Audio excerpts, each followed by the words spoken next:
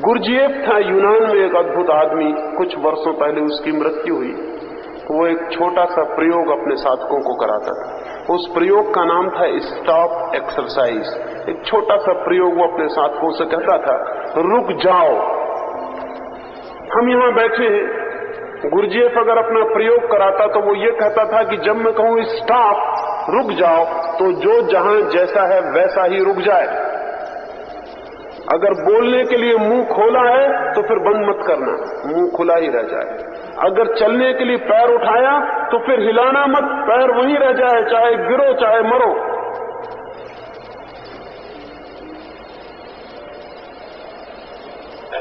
क्यों? ये क्या पागलपन की एक्सरसाइज है? इससे क्या मतलब है? लेकिन जिन लोगों ने उसके साथ ये प्रयोग किया वो दूसरे आदमी हो गए और उन्होंने कहा, हम हैरान हो गए, इतना छोटा सा प्रयोग कितनी क्रांति करवा सकता।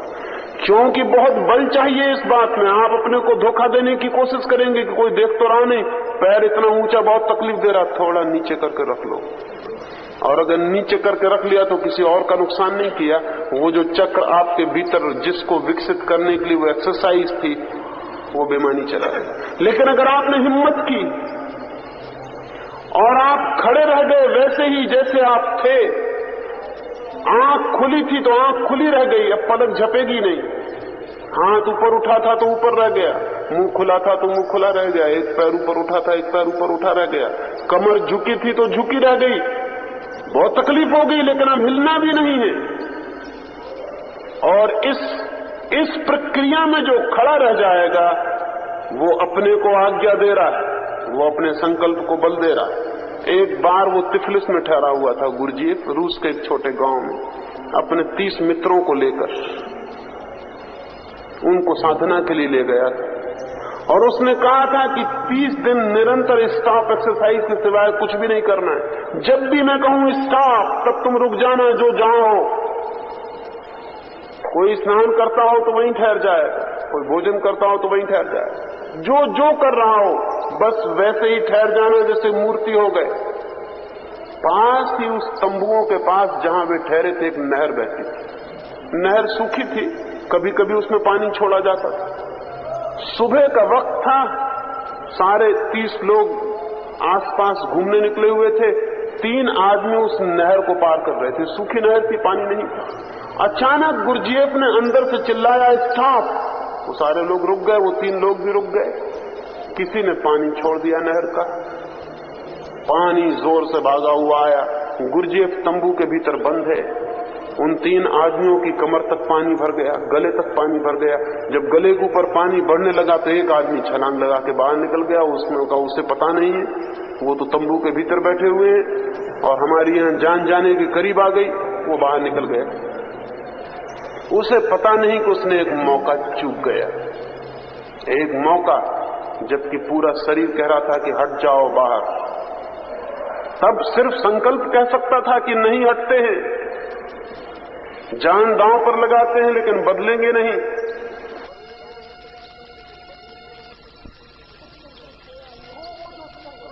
तो वो जो चक्र सोया हुआ है सक्रिय हो जाता है, एक शॉक, एक धक्का, और वो चल पड़ता है। लेकिन वो चूक गया, वो बाहर कूद गया। अक्सर लोग कूद जाएंगे, आप भी होते तो कूद गए होते, उसने कुछ गलती नहीं की थी।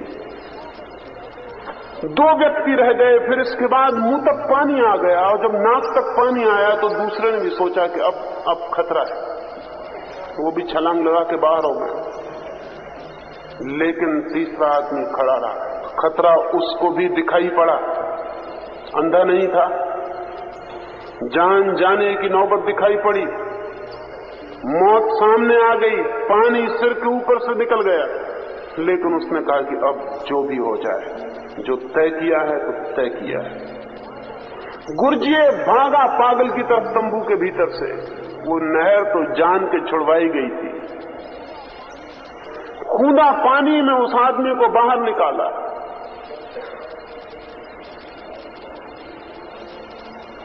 वो आदमी दूसरा आदमी हो गए। गुरजीएफ ने कहा कि एक मौका मिला था, 2 साथी तेरे चूक गए। इस दबाव में, इतने तेज दबाव में कि मौत सामने आ गई लेकिन संकल्प नहीं बदला, तो फिर और कब चलेगा? वो चक्र, वो चल पड़ा, वो आदमी दूसरा हो गया। अब ये आदमी जो चाहेगा हो जाएगा। ये अपने विचार को कह दे कि रुक जाओ, तो फिर विचार चल नहीं सकते भीतर। ये आदमी कह दे कि सांस रुक जाओ, तो फिर सांस एक बार आगे नहीं चल सकती। ये आदमी कह दे कि मैं इसी वक्त मरता हूं, तो आप पाएंगे कि वो आदमी मर गया। ये आदमी अब जो चाहेगा अपने लिए हो जाएगा।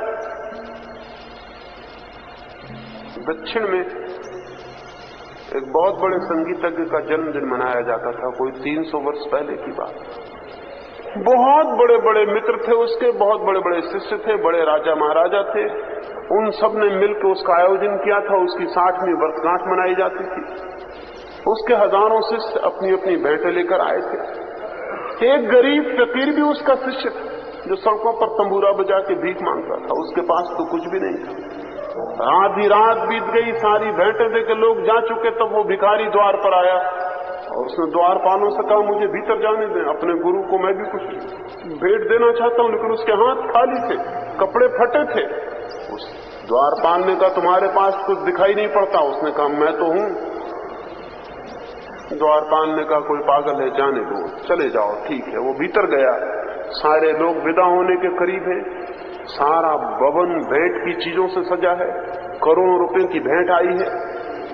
तब उस भिखारी ने जाके गुरु के चरणों में सिर रखा और उसने कहा कि मैं भी एक भेंट लाया हूं, क्या आप स्वीकार करेंगे? गुरु ने भी देखा, उसके हाथ खाली हैं और कुछ भी नहीं। उसने कहा, लेकिन भेंट कोई दिखाई नहीं पड़ती। उसने कहा, मैं जो हूं।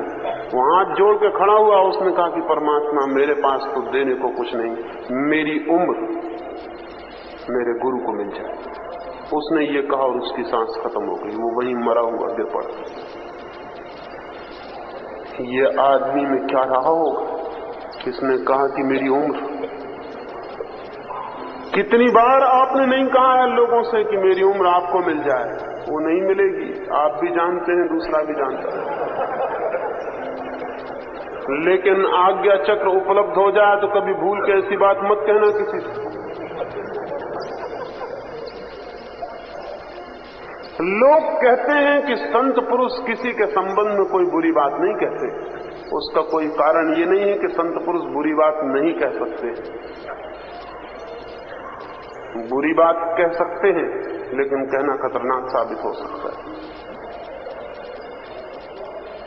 उतने संकल्प से निकली बात सार्थक हो सकती है, उतने संकल्प से दिया गया विचार बहुत सजीव हो जाता है। उसमें एक ऊर्जा और एक शक्ति मिल जाती है।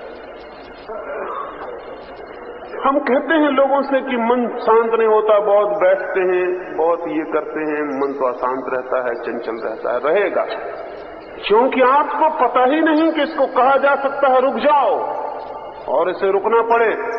लेकिन रुक जाओ में कोई बल तो चाहिए।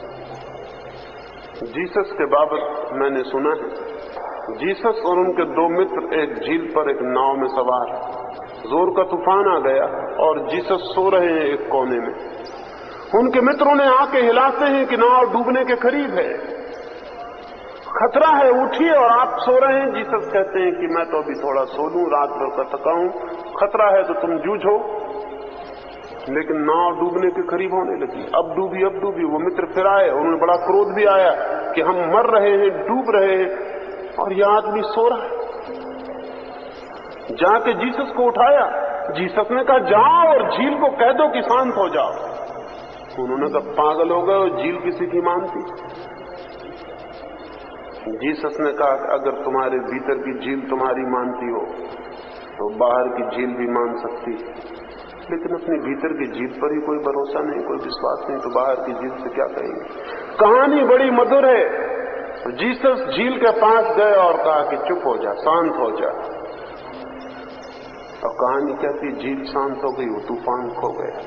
बाहर की झील हुई हो या न हुई हो ये सवाल नहीं है, लेकिन भीतर के झील के बाबत मैं भी आपको यह आश्वासन दिलाता हूं कि अगर एक बार कहने का बल आ जाए और भीतर कोई मुड़ के कह दे कि बस, तो भीतर सन्नाटा छा जाता है जिससे कोई तूफान नहीं, कभी था ही नहीं। लेकिन हम रोते धोते चिल्लाते हैं बहुत, सामायिक करते हैं, प्रार्थना करते हैं, नमोकार पढ़ते हैं, न मालूम क्या क्या करते हैं, कुछ होता नहीं, होगा भी नहीं। क्योंकि हो सकता है एक चक्र के सक्रिय होने से, विल संकल्प के सक्रिय होने से, वो तो नहीं है, वो नहीं है। फिर हम कहते हैं वो सब थोथा पड़ जाता है, वो कहीं जाता ही नहीं। जो भी हम चाहते हैं वो सिवाय इस चक्र के और कहीं से भीतर प्रवेश नहीं कर सकता है। इसलिए ध्यान में उस चक्र पर जोर से नजर रखनी। और ये बड़े रहस्य की बात है कि जितनी गहरी उस पर नजर हो उतनी ही शीघ्रता से वो सक्रिय हो जाता है। चक्रों को सक्रिय करने का उपाय उन पर अटेंशन, उन पर ध्यान देना है।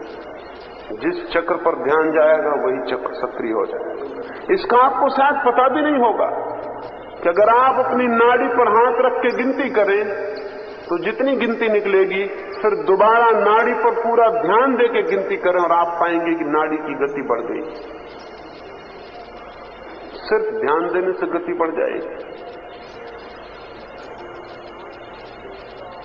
ध्यान नाड़ी पर दिया और गति बढ़ी। आप श्वास पर बैठ के 5 मिनट ध्यान दें और आप पाएंगे कि श्वास गहरी हो गई।